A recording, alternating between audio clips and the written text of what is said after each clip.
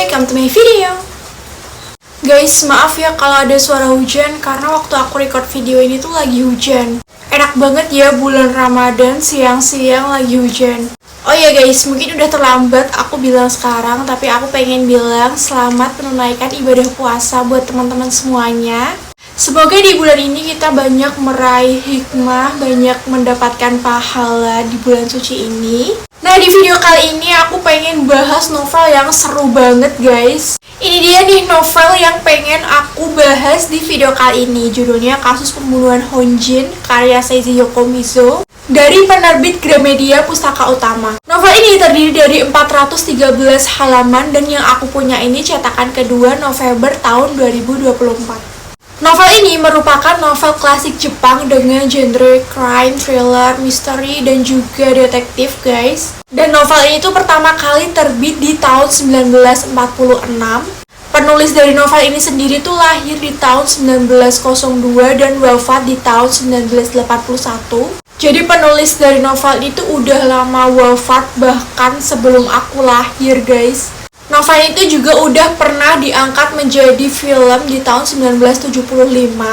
Dan novel itu juga sudah diterjemahkan dalam beberapa bahasa, salah satunya yang ini dalam bahasa Indonesia. Dan novel ini diterbitkan dalam bahasa Indonesia itu di tahun 2024 guys, oleh penerbit Gramedia.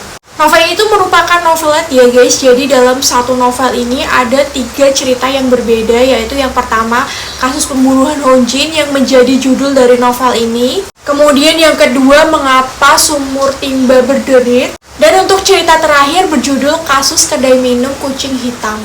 Untuk cerita pertama yang kasus pembunuhan Honjin itu memiliki tema kasus pembunuhan di ruang tertutup, di mana sepasang suami istri ahli waris keluarga Ichiyanagi pemilik Honjin ditemukan terkapar bersimbah darah di dalam sebuah pavilion yang terkunci dari dalam, yang tidak memungkinkan pelakunya bisa melarikan diri guys. Nah, Honjin sendiri adalah sebuah penginapan untuk masyarakat kelas atas gitu loh guys.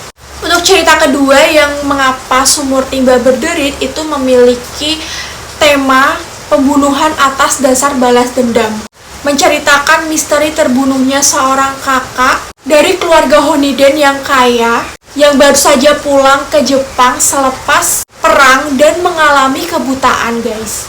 Untuk cerita ketiga yang Kasus Kedai Minum Kucing Hitam itu bertema mayat tanpa wajah atau peran ganda, menceritakan tentang ditemukannya mayat yang wajahnya itu sudah sulit diidentifikasi, yang terkubur di belakang kedai minum kucing hitam, yang membuat orang-orang tuh bertanya-tanya siapa sebenarnya si mayat ini guys. Nah, ketiga cerita di dalam novel ini tuh dikemas dari sudut pandang sang penulis, yaitu Seiji Yokomizo sendiri.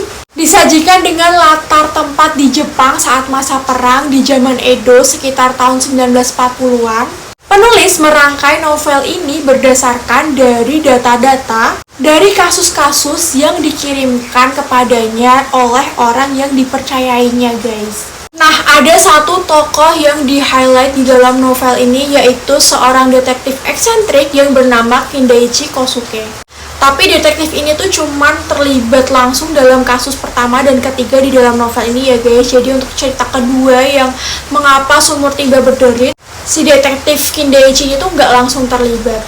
Detektif Kindaichi ini memiliki pola pikir yang unik, menyelidiki kasus dengan analisis yang cermat, teliti, detail, dan dapat melihat hal-hal yang seringkali luput dari pandangan orang lain guys. Detektif Kindaichi ini sangat lihai menganalisis sepanjang penyelidikan sehingga berbagai rahasia dan motif tersembunyi yang gak bisa diungkap oleh pihak kepolisian itu dapat dengan mudah diungkap oleh detektif Kindaichi ini guys. Aku lumayan suka banget sama novel ini karena dari ketiga cerita yang ada di novel ini, semua alurnya itu sangat mind blowing, penuh teka-teki, dan semua plot twistnya itu sangat unpredictable guys. Penulis tuh berhasil menggiring opini pembacanya untuk mengikuti alur yang udah dibuat oleh penulis, Tapi pembaca itu dibuat terbengong-bengong di ending guys, karena kita udah menebak nih kira-kira siapa sih pelaku dari setiap kasus yang ada di novel ini. Tapi semua tebakan kita para pembaca itu meleset guys. Hebat banget sih penulis dari novel ini. Penulis tuh juga nggak pelit kasih catatan kaki di bawah halaman atas semua istilah-istilah yang mungkin nggak familiar untuk kita ya. Nah, di sini tuh penulis juga kasih denah TKP dari kasus yang pertama, di cerita pertama sama di cerita ketiga.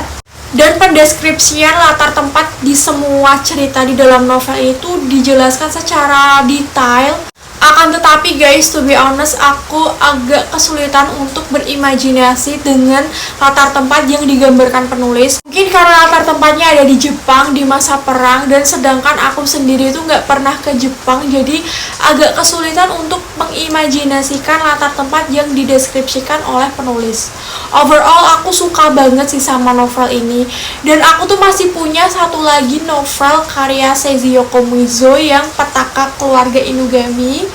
Kalian pengen aku bahas novel itu juga nggak? Komen di bawah ya guys. Mungkin itu semua guys review aku tentang novel ini. Gimana menurut kalian? Apakah kalian juga tertarik untuk membaca novel ini? Nah, buat kalian yang belum pernah baca novel ini dan pengen punya novel ini, nanti aku bakal kasih link dari produk novel ini di description box ya guys. Dan sampai di sini dulu guys video review aku kali ini. Makasih buat kalian yang udah mau nonton sampai akhir. Kalau kalian suka sama videonya, jangan lupa untuk klik like dan subscribe, share juga ke teman-teman kalian. And see you to the next video. Bye bye.